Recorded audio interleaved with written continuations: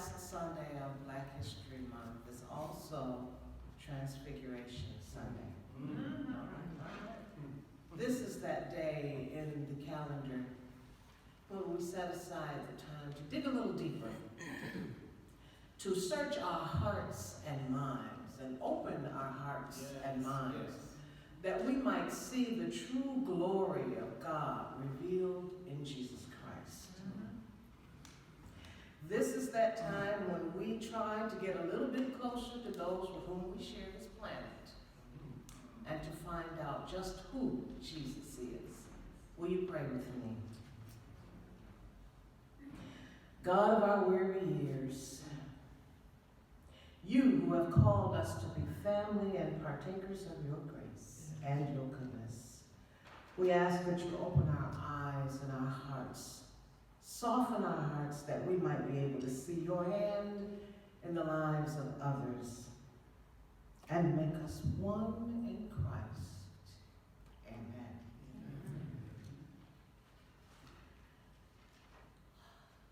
So in our scripture lesson today, Jesus and his apostles have taken a trip. They decided to take a hike. Ever take a hike? It takes a lot of effort, and they've made this effort to climb this mountain, to go up a little higher, away from the crowds and the people who need them, the people who've been clawing at them, wanting things from them, just for an opportunity to get a little higher and experience something with Christ. Jesus is leading them into unknown territory. They've traveled with him for about 3 years, heard his teaching, and saw all the works that he's done. I dare say they felt they knew him very well. Here on the mountain,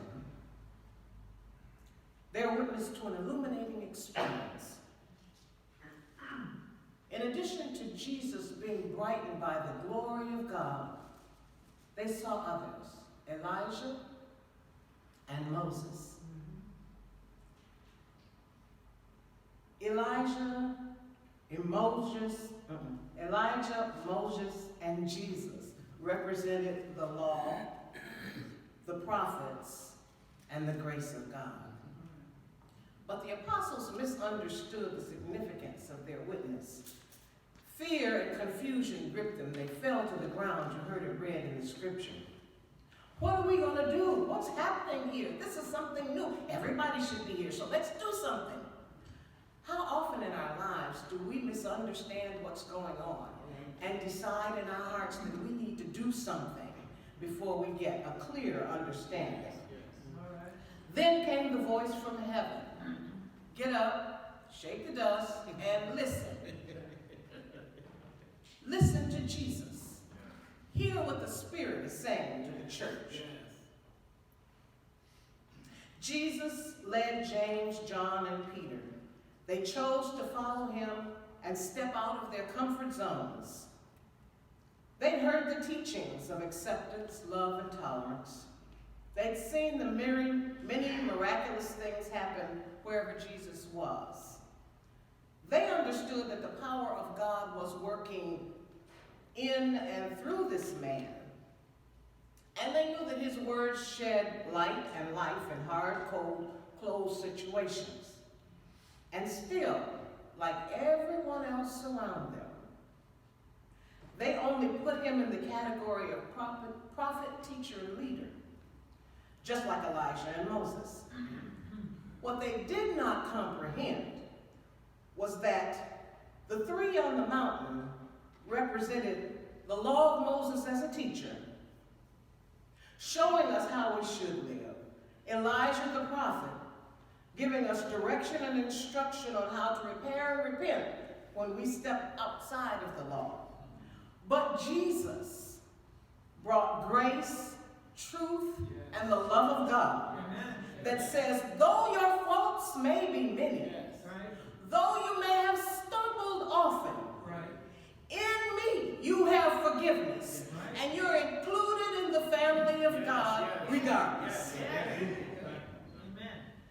Let go of your fear, step out of your comfort zone, and follow me. Jesus was saying it to the apostles then, and he's saying it to the apostles now. That's right. That's right. Yes. Coming from the apostles' perspective, Jesus was a great guy.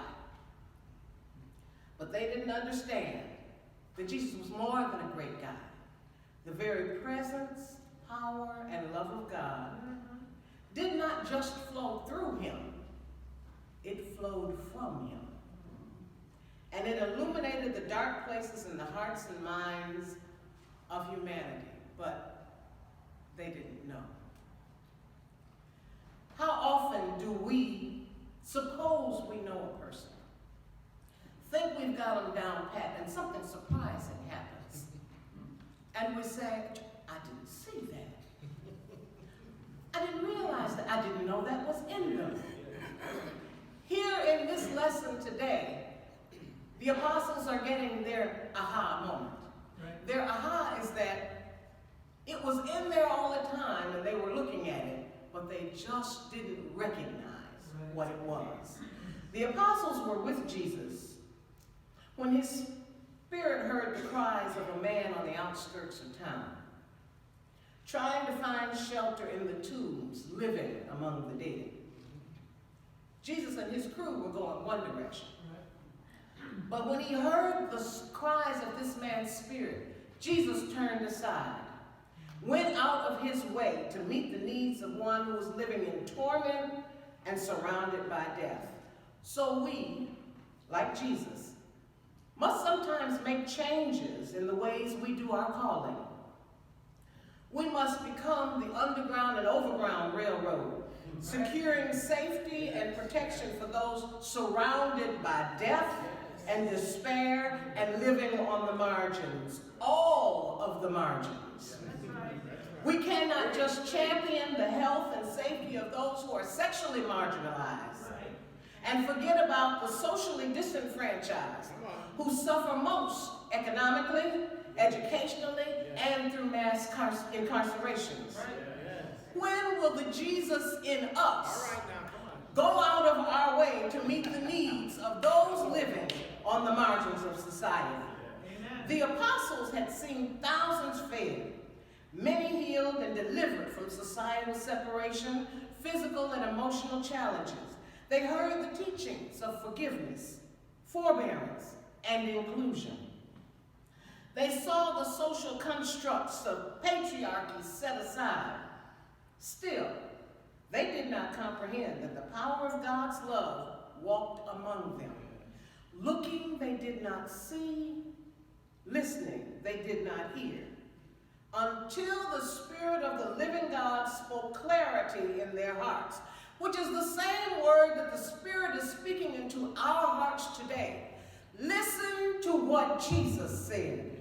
Jesus said, I give you a new commandment. We're not setting aside the law of Moses. We're not doing away with the prophets. We're completing them in this commandment that I give you, that you love. Love your enemies, love your neighbors, do no harm, and make room for the strangers. Unless you are taking care of the least of these, your religion is in vain. All right. Wow. Y'all quiet today.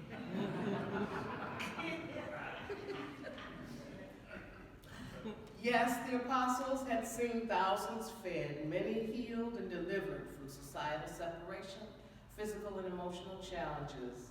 They heard about inclusion. Still, they did not comprehend that God's love walked among them.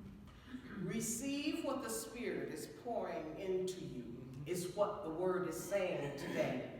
On this Black History Month, open our eyes, God, that we might see how we can minister your word and your love into the lives of others. That's right. We see others through the lens of our own realities. Now I need your help. From grade school, we learn to recite the Pledge of Allegiance to the flag of these United States and to the republic for which it stands, one nation, under God, indivisible, with liberty and justice For some.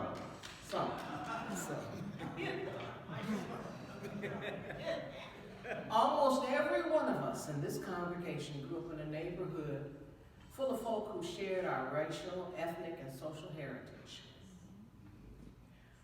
But liberty and justice on Finkel and Linwood looks different from liberty and justice on Woodward and 11.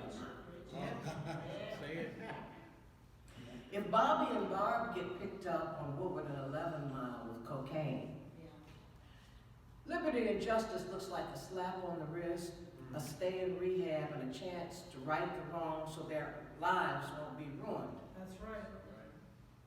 But if Beverly and Bernard get caught with the cannabis joint in Detroit, anywhere, or on the outskirts, they get to do years of hard time. So then the law of liberty seems to only be for some in these wonderful United States. In this month of remembrance for Black history, the TV and radio stations broadcast the heroes and sheroes who make the privileged feel good about inclusion. All right. They avoid mention of hard facts and painful truths of history. Reverend Dr. Martin Luther King, everybody likes to talk about him now. You had a dream. And it's acceptable to mention him today. But when he was out speaking about his dream, he was considered a troublemaker. He was that one that needed to be gone. He only became acceptable when he was assassinated. That's right. Oh my. All right. Yeah. We praise Mrs. Rosa Parks Yes. for refusing to give up her seat to a white man on a Birmingham, Alabama bus. Her remaining seated was a deliberate rebuke of the Plessy versus Ferguson Supreme Court ruling that legalized the separation of races in public accommodations. We don't want to talk about that. We're just going to talk about Ms. Rosa. Quite rightly, we brag about the election of a man of color, President Barack Obama, to this nation's highest office. But we make no mention of the enslaved man who's just named Gordon, who bore a tree of keloid scars on his back from his horrid treatment by the plantation owners. We see Aunt Jemima as a trademark for many of our comfort foods. And we forget that so many Black mothers had to leave the comforting of their own children to the care of someone else while they went off to take care of Miss Daisy's family. So many forgotten by time and a country that wants to forget about the inhumane treatment of millions here in the land of the free and the home of the brave. African Americans have a deep, abiding faith in the God who delivered Daniel. And because of that faith, in spite of ill treatment, Albertina Walker was able to sing, "Will the Lord remember me?" All right. Yes. Oh yes, he heard my feeble cry and from bondage set me free. And I may not get justice on this side of Jordan, but when I reach those pearly gates, thank God, my God will remember me. Yes. If you don't know what causes me pain, if you cannot see my need, if you feel no compassion for me, nor understand my plight, then you don't know me. That's right. If you don't understand how unsafe your safe neighborhoods are for me, well, you don't know me. Ask the Trayvon Martins of this country about the safety of walking through an upscale neighborhood. Do you believe that mob rule is passed or that there's equality for all? If so, talk to the people who live in Saline and Warren and ask them if racist attitudes have died. The abolitionists and conductors of the Underground Railroad stood in solidarity with the enslaved, poor, and disenfranchised. They used their privilege to bring hope to the hopeless, to offer inclusion to those on the margins. Right. The rabbis, nuns, and priests who, with the civil rights workers, faced the water hoses and dogs, helped bring national spotlight to a situation that African Americans had suffered through for centuries: inhumanity. Like the prophets of old, those individuals stepped into harm's way because they heard the Spirit speaking to their hearts to show God's love to all people. Yes. Yes. All people. Amen.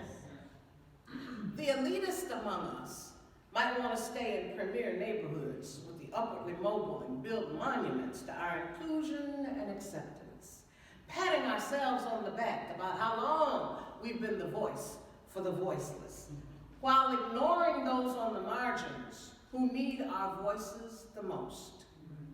Inclusion is not just about changing the lyrics to songs or finding a version of the scripture that removes personal pronouns from God. We must actually include those we might otherwise shun and see the value in their worship. That's right. That's right. The Spirit of God is saying, listen to Jesus. Hear what the Spirit is saying to the church. It's not enough just to give lip service to inclusive ministry. We must be that place that offers liberty and justice for all.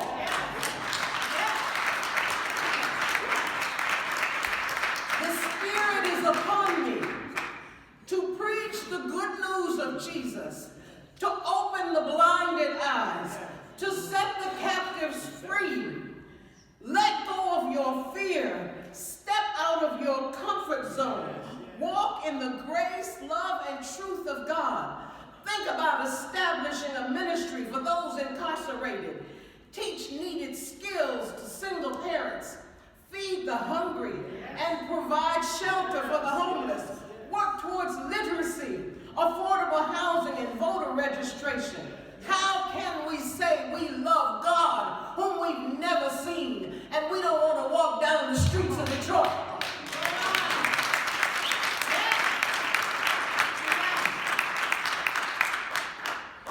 False evidence appearing real. The acronym is FEAR. We got to let go of it. We've got to hear that we are strong and mighty in Jesus and that God walks with us. We either believe it or we need to sit down. Jesus is saying to all of us on this day, come and know me better. There are things about me that you only slightly know. Come and know me better. Then when you step out of your comfort zones, you can be the disciples that I need. Yes. You'll see me in the eyes of a hungry child, the idleness of a hopeless youth, the anger of an incarcerated parent, and the isolation of the aged. When we can reach out and touch someone's hand and try to make their situation a little more bearable, then we can say that we're getting to know Jesus and each other better. Then we can say we are living into the corrected statement of America's Declaration of Independence that says we hold these truths to be self-evident, that all people are created equal and endowed with certain unalienable rights, among which are life, liberty, and the pursuit of happiness. Amen.